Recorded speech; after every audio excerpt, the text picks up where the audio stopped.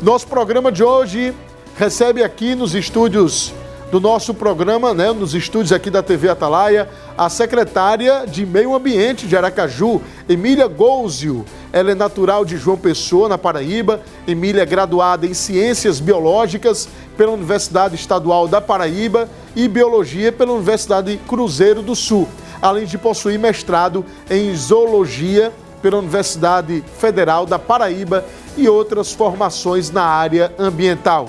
Ela vem aqui ao nosso programa conversar com a gente sobre os desafios de estar à frente da pasta do meio ambiente aqui na nossa capital, as metas da secretaria, o que tem sido feito pela preservação do meio ambiente na nossa capital sergipana e muito mais, tá? Uma entrevista propositiva com Emília Golzio. Ela já me corrigiu há poucos instantes, porque tem um L aí no meio do sobrenome dela, tá? Inclusive é italiano. Ela disse: seu Foco, olha, se você se deparar com um Golzio por aí, é meu parente, viu? Deve ser meu primo, tá? Então, só tem essa família aqui no Brasil. Então, se tiver um Golzio por aí, é parente familiar da Emília.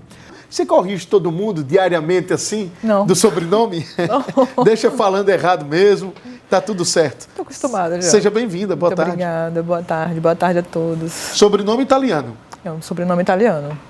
A origem da família? Do meu pai, é verdade, só tem nossa família aqui no Brasil, mas ela se dividiu e tem um grupo que foi para São Paulo, eu não tenho contato. Sim. Mas se for Golzio, é da minha família. Show de bola. E você mora há 11 anos em Aracaju, né? Isso. Como foi a sua ligação com Aracaju? Como foi a sua chegada aqui na nossa capital? Sempre foi com relação à academia, com a universidade. Você estava falando do meu currículo, eu falei: sim, eita, tá faltando umas coisinhas aí. Mas numa dessas... não dá não para colocar na descrição aqui, grande, é muita coisa. Quando eu vim aqui a primeira vez, eu estava no mestrado da Universidade Federal e não tinha um equipamento lá que eu precisava para minha pesquisa. Então eu fui indicada para ir para a UNIT fazer essa pesquisa. Só uma parte do meu trabalho lá, e foi quando eu conheci Aracaju. Eu não lembro que ano era, mas há alguns bons anos. E eu achei muito bonita a cidade, muito calma, muito segura. Na época, bastante arborizada. E aí eu falei: nossa, muito parecido com João Pessoa. Moraria facilmente nessa cidade. Voltei, terminei minha pesquisa. E aí depois eu quis fazer o doutorado aqui. E aí eu tentei mais uma vez. E aí eu vim conhecendo a cidade, mas sem ninguém aqui. Nenhuma família, nenhuma ligação. Quando eu passei no doutorado, eu passei para outras universidades também. E aí eu fui colocando os prós e contras e decidi vir em Aracaju. Em Aracaju, construí a minha família também. E aí foi, mesmo com o doutorado, mesmo que acabasse ele, eu não voltaria para minha terra, porque a minha família está aqui, toda a minha ligação, minha parte cultural, Maracatu, a qual eu faço parte, tudo é aqui. Perfeito. Então, você fincou o pé e continuou realmente em Aracaju, enfim, não tem como sair. E como foi o convite, Emília, para ser secretária da Emília? Foi um convite que chegou, inclusive, lá na nossa sede do Maracatu, lá no 18 do Forte. E quando me fizeram o convite, eu não conhecia a prefeita pessoalmente. A gente já tinha votado nela, minha família, toda aquela coisa, mas eu não conhecia pessoalmente. E quando a gente foi apresentada, a sensação que eu tive, e que ela fala também, é que foi bateu assim: nossa, é isso, assim, eu confio nessa pessoa. Eu fui apresentada através do meu currículo para ela. Sim. E ela viu o currículo e falou: nós temos um grande problema aqui, que é o manguezal. Eu vi que seu currículo tinha muita ligação com isso. E aí, vamos trabalhar? Foi aquele momento, sim, que eu falei, com toda certeza. Porque se um ambientalista tem qualquer possibilidade de trabalhar na sua pasta e desenvolver um bom trabalho para o meio ambiente, ele não deve negar. De jeito nenhum. E eu nunca negaria. E quando eu senti confiança para continuar trabalhando da forma que eu acho correto, e eu acho correto não é um achismo, é baseado em muita técnica, muitos anos de estudo e com uma equipe muito técnica também. E eu estou sendo validada por isso, por uma prefeita. É isso que ela está fazendo, está correto. Dessa forma mesmo, totalmente dentro da legalidade. É assim que eu quero. Eu tenho essa liberdade técnica para trabalhar dentro do que é do plano de governo dela. Então, realmente era inegável. Tem que ter sensibilidade para assumir a pasta do meio ambiente, mas tem que ter muita firmeza na decisão, né? Não é fácil, não, lidar com as pressões, né, Emília? Não é fácil lidar com as pressões e principalmente com um público que estava muito acostumado com outro trato também. com muita permissividade. E agora a gente tem uma equipe muito técnica, até porque a secretária também é técnica. E numa gestão onde a gente tem a primeira prefeita mulher, também temos a primeira secretária do meio ambiente mulher. Então, às vezes as pessoas podem até confundir, não sei, eu aparento ter menos idade do que tenho também, as pessoas podem até confundir com um trabalho mais inocente. Mas não, tem muita técnica envolvida, muitos anos de academia e muita ciência do que está fazendo antes de assinar. Primeira prefeita, primeiro secretário, por coincidência, duas Emílias. Duas Emílias. E também por questões familiares, acho que a prefeita tem esse nome, não sei se é da família dela, mas o meu vem da minha avó. Sim. Então traz muita força, né? Legado, traz um legado de firmeza. Com certeza essas mulheres, as mulheres atuais também, né, que têm se empoderado, mas a turma do passado era muito mais empoderada. Essa palavra não existia naquele período, mas com certeza sua avó era um exemplo, né, de mulher empoderada. A minha, que criou 9 filhos sozinha há 60 anos, tem mulher mais empoderada do que isso? Não existe. Exatamente. Agora, secretária, quais são os projetos que, na sua avaliação até agora, em 11 meses de trabalho, já começou a surtir um efeito, já tem frutos positivos que você planejou lá no início da gestão e que agora vocês estão colhendo? Eu acho que sim, a gente tem grandes projetos e grandes realizações e muita coisa planejada para vir depois. Mas eu posso destacar aqui a arborização da cidade, que foi inclusive uma das maiores reclamações que todos os candidatos receberam na época que eram ainda candidatos. E que a prefeita abraçou e falou assim, a gente precisa resolver isso porque é uma questão que impacta no dia a dia do cidadão, principalmente enfrentando mudanças climáticas, como todo mundo está enfrentando no mundo inteiro. E a questão da arborização foi um dos carros-chefes no início da gestão e continua até agora. A gente tinha um único dado de transparência, porque era muito difícil dados de transparência de outras gestões. A gente tinha um único dado, que era a distribuição de mudas, era de 1.200 mudas de janeiro a julho do ano passado. A gente tem um número que foi batido em um mês. Hoje a gente tem 11.000 mudas distribuídas por todo Aracaju. E muitas delas, a população vai atrás do horto municipal pegar as mudas. Significa sim que a população está muito engajada na arborização da cidade, principalmente no seu conforto térmico. E elas estão indo buscar, inclusive, mais de uma vez por semana, que só pode tirar 2 por dia. Então as pessoas estão investindo nisso, estão indo atrás disso. Como é que a gente quer também respeitando ao Planal, que é o que a gente tinha comentado um pouco lá fora, que para que as pessoas se sintam bem na sua cidade, elas precisam estar dentro da sua casa e ver 3 árvores, pelo menos, dentro do seu campo de vista.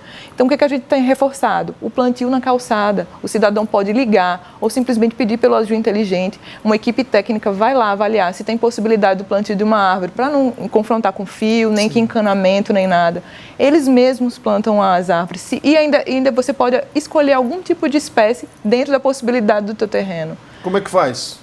É só entrar em contato com a Aju Inteligente ou ligar para os números da SEMA e solicitar um plantio na porta da sua casa. Temos também as redes sociais da SEMA também multiplicaram muito nessa nova gestão. Também podem entrar em contato lá e solicitar informações de como é que eles podem pedir o plantio. Como é o arroba? Meio Ambiente Aju.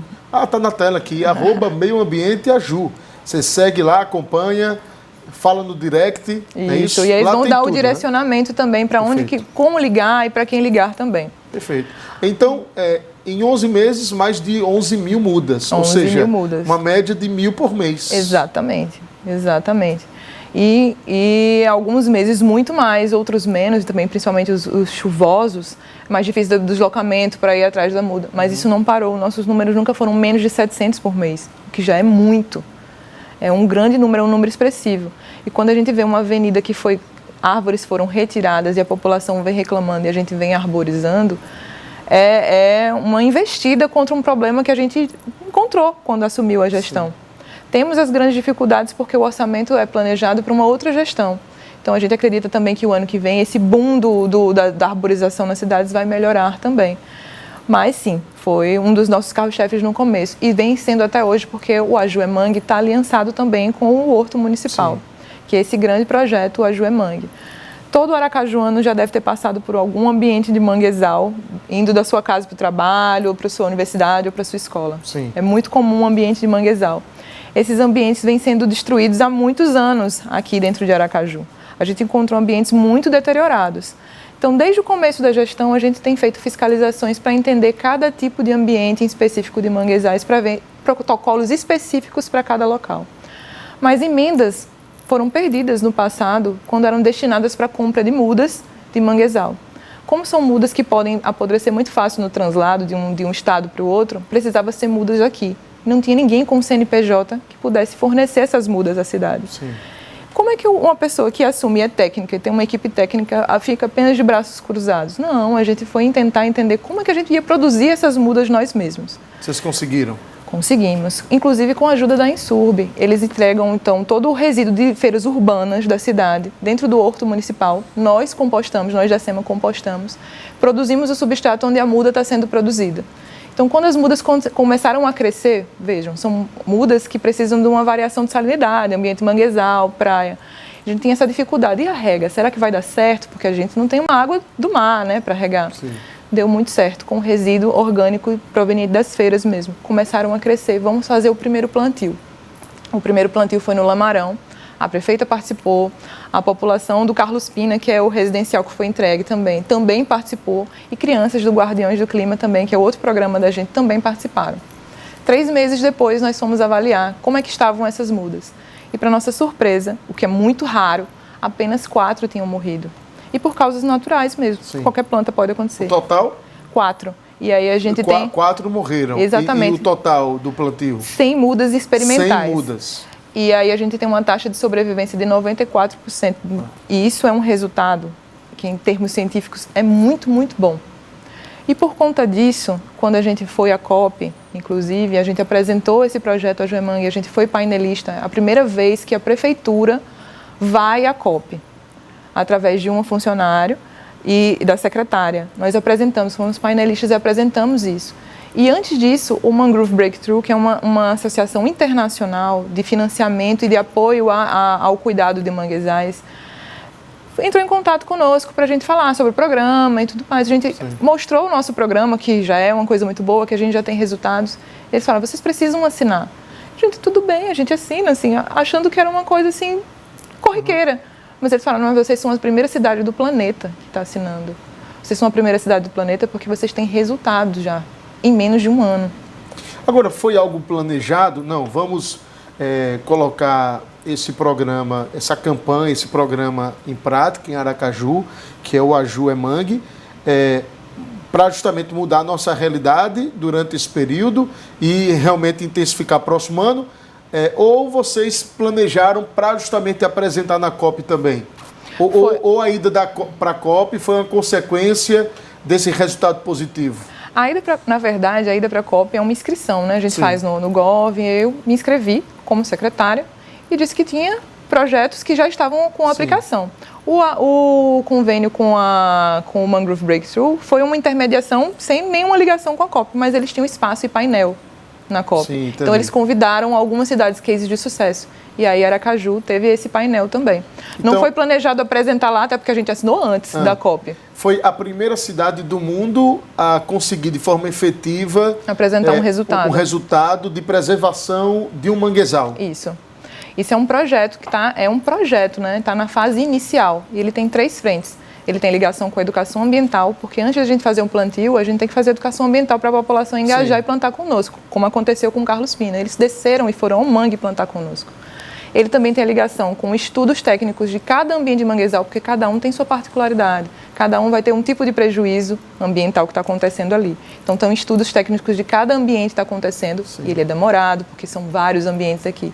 E também tem a terceira fase, que é a aplicação, né, um protocolo, para quando a gente tiver alguma obra pública, alguma coisa que possa impactar o ambiente de manguezal, a gente já está de contrapartida com todo o processo de reflorestamento produzido no horto já bem adiantado, para a gente não ter mudas pequenas, ter mudas maiores e a gente recuperar esse ambiente de forma muito mais rápida e eficaz. Que resultado, hein?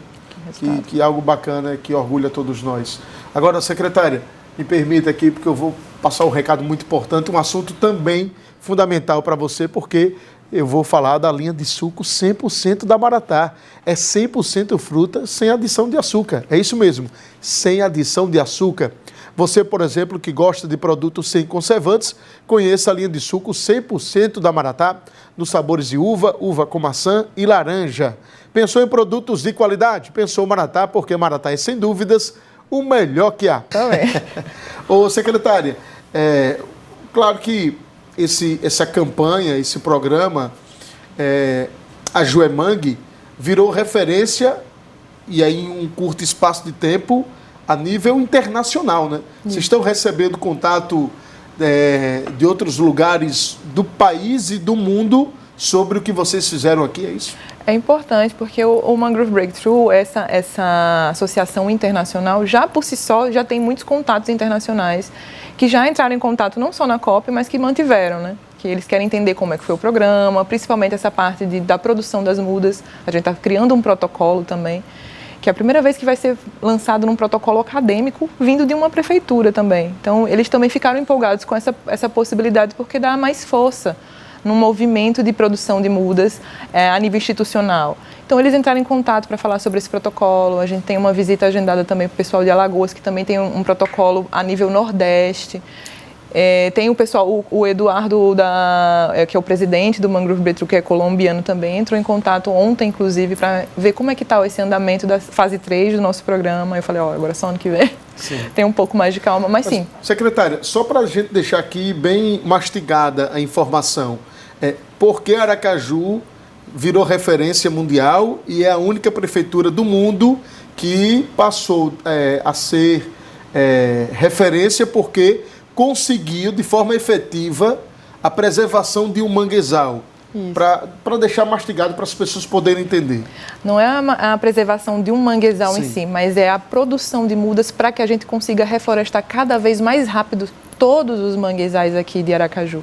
E não só do daqui de Aracaju, a gente quer ter corpo suficiente, quer ter verba o suficiente para a gente produzir mudas, para a gente conseguir reflorestar todos os manguezais de Sergipe. Então, o que chamou a atenção foi, das 100 mudas que vocês plantaram lá no todas conjunto Carlos Pina, todas sobreviveram. Lá no Lamarão, exatamente, todas sobreviveram. A gente teve a morte de 4 exemplares, mas assim, morreram de causas naturais, sim, normal para uma planta. E a grande aliança mesmo, que a população não entrou para destruir. Elas estão lá ainda. Sim. A gente está acompanhando isso. Foram plantadas mais 100 agora na Coroa do Meio também. Sim. E a ideia é que a gente faça plantios experimentais em vários ambientes para a gente testar se essas plantas correspondem da mesma forma em todos eles. E sim, chamou a atenção justamente por conta disso, porque é uma cidade já produzindo seu material e não comprando ele. Sim. É um gasto muito grande isso. Perfeito. Secretária, o que foi que aconteceu na obra da ponte do Shopping Rio Mar, né? Para a gente traduzir, a ponte Godofredo Diniz. Houve uma diminuição das obras, muito por conta desse impacto ambiental, é isso? No manguezal ali da região? Exatamente. Obras públicas, elas têm por ganhar prioridade em questões ambientais, porque elas têm serventia à população, então elas passam. Isso aconteceu na gestão passada, então toda a obra foi aprovada, tudo aconteceu na gestão passada. Quando nos deparamos com como é que seria a obra e o tamanho da retirada de manguezal, eu falei, gente, mas para quê? Qual a necessidade desse tanto de retirada? Então ela teve uma reduzida, teve uma diminuída, um freio na obra, para a gente reavaliar tudo que foi aprovado antes, porque é uma questão que é impessoal, uma gestão, mas é meu CPF que assina. Como ambientalista, eu nunca poderia permitir uma coisa dessas. E quando eu levei a situação para a prefeita, ela falou, claro que não. Então vamos dar uma parada, vamos dar uma segurada e fazer toda essa avaliação. E depois da nossa avaliação, teve uma redução nessa área que já seria destruída, sem motivo algum, de mais de 50%. Meu Deus, muita coisa. Que pode ser preservado, que a obra vai acontecer, que o interesse público vai prevalecer, mas que o manguezal não precisa ser tão destruído para que isso aconteça. Então, a retomada dessa obra com mais intensidade, de forma mais acelerada agora, de 2, 3 semanas para cá, foi muito por conta de questões ambientais. Essas questões ambientais, e vocês conseguiram resolver. Exatamente. E liberam a obra. Exatamente. Liberaram a obra. E aí já tem todo um programa acontecendo também para a área ser recuperada também, que não está ainda dentro do protocolo, que é a terceira fase do Ajuemangue, mas a gente já está trabalhando na produção de mudas para que cada vez mais, quando essas obras aconteçam, esteja permitido dentro do licenciamento já a produção já de mudas do tamanho correto para a gente reflorestar o mais rápido possível. Sim. Com relação ao Complexo Viário Maria do Carmo Alves, que é uma obra do governo do estado, não é competência da SEMA, é isso? Não é competência da SEMA. Ela foi também feita em outra gestão, mas ela é competência do estado. Apesar de acontecer toda dentro do município de Aracaju. A gente tem essa convenção pelo ANAMA que quando as obras acontecem dentro do município tem que ser licenciado pelo órgão específico, mas não aconteceu dessa forma. Mas existem tratativas e existe também a compensação ambiental. É um termo técnico que significa que quando uma obra acontece ela tem um impacto ambiental, o órgão responsável precisa pagar esse impacto ambiental para o órgão que vai sofrer as consequências, no caso a SEMA. Essas tratativas já acontecem, todo o RIV já está acontecendo e a gente vai querer recuperar esse ambiente também o mais rápido possível, apesar de toda a obra não ser de nossa responsabilidade. Os eixos prioritários para o orçamento 2026 na SEMA, a senhora já apresentou para a prefeita Emília Corrêa as necessidades? Sim, quais são os principais? As principais necessidades, inclusive é um braço do que ela pretende também na gestão dela, é a ampliação por meio de concursos, para que a gente tenha um corpo técnico que tem que ser concursado, né, para dar os laudos e tudo mais. Eles vão acontecer, esses concursos, ao longo da gestão da prefeita. E também tem o hospital veterinário, que a gente já tem um plano técnico, né, já feito nessa gestão, já no primeiro ano, inclusive em 9 meses de gestão, que também estão dentro do plano dela, para que aconteça também o mais rápido possível. A gente entende que um hospital veterinário tem um porte muito maior e precisa de muito mais para que aconteça, mas ele está em um caminho também. Foi promessa de campanha da prefeita Emília Corrêa. E ela é gateira. Ontem nós tivemos a campanha de adoção, temos campanha de adoção mensalmente, essa parceria com o Rio Mar, e a gente também teve esse número bom, né? E ela sempre visita também as feiras de adoção, que dá esse impulso maior também para o nível de adoções ser maior também. A SEMA teve uma participação efetiva na obra do Parque da Sementeira, esse novo projeto que a prefeitura, que a Imurb fez da obra lá do parque? Com toda certeza. Existe um grupo das secretarias envolvidas e a SEMA estava lá trabalhando de noite, sol a sol, inclusive. O nosso coordenador do Horto também foi um grande responsável por isso. Nós temos os jardins sensoriais e esse jardim sensorial é, inclusive, adaptado para todas as realidades, inclusive os cadeirantes. Sim. Eles têm uma altura perfeita para isso. E o plantio de jardim sensorial foi todo feito pela SEMA, com espécies específicas escolhidas por nós também. Perfeito. E, evidentemente, a SEMA não teve uma participação efetiva na compra, mas uma discussão também com relação aos ônibus elétricos. Isso. Vai realmente ser plantado agora uma sementinha que vai ser colhida lá no futuro da chegada desses ônibus elétricos? Qual a necessidade dele em uma cidade que quer ser sustentável? Inclusive, foi um dos eixos da COP, né? Essa transição justa e eficiente para transportes elétricos mesmo, que tenham a menor emissão de gás carbônico. O que a gente fez foi inovador. Em menos de 10 meses, ter uma frota que tenha essa capacidade. Ela, sim, é muito justa. O uso desses ônibus equivale ao plantio de quase 8.000 árvores. E a soma do que deixa de ser emitido é muito alta. É uma semente que é plantada agora, mas que não é colhida muito lá na frente, não. É logo menos. É o que a gente já vive essa experiência de mudança climática. É a primeira capital do Nordeste a ter uma frota de ônibus 100% elétrico. Exatamente, né? E raro, né? Com todas as dificuldades aconteceu. Nós temos, inclusive, um projeto que é Guardiões do Clima, que é uma parceria com a de Educação, Secretaria de Educação, que coloca todos os estudantes, né, como ambientalistas, aprendendo mês a mês, vários lugares diferentes. Já foram na UNIT, já foram no Tamar, já foram em vários processos. E agora a gente vai finalizar a primeira turma, inclusive nesse passeio no ônibus elétrico, porque eles entendem também, os jovens aprendizes do meio ambiente já entendem que é necessário essa mudança. É mais que pertinente, a gente já está, na verdade, muito atrasado. Sim.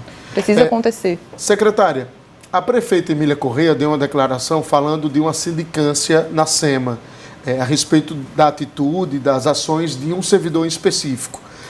Essa sindicância foi instaurada? Qual o andamento dela? Então, sindicâncias acontecem quando a gente tem processos administrativos dentro de uma secretaria.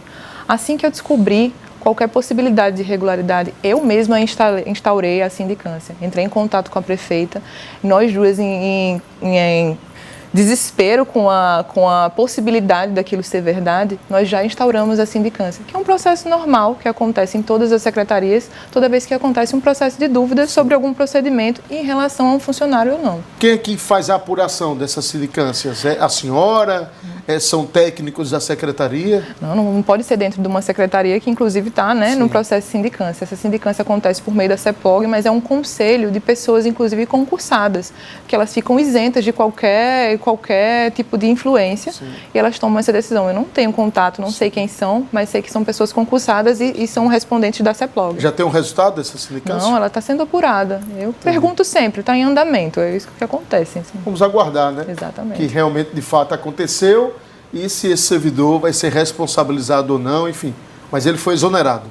Sim, foi exonerado. Sim. E eu assim espero também que todo souberam. mundo que estiver responsável ou não por qualquer coisa seja também exonerado ou pague por tudo que fizer. Secretário, obrigado pela sua vinda, Igualmente. força no trabalho, tá? Muito obrigado pela atenção.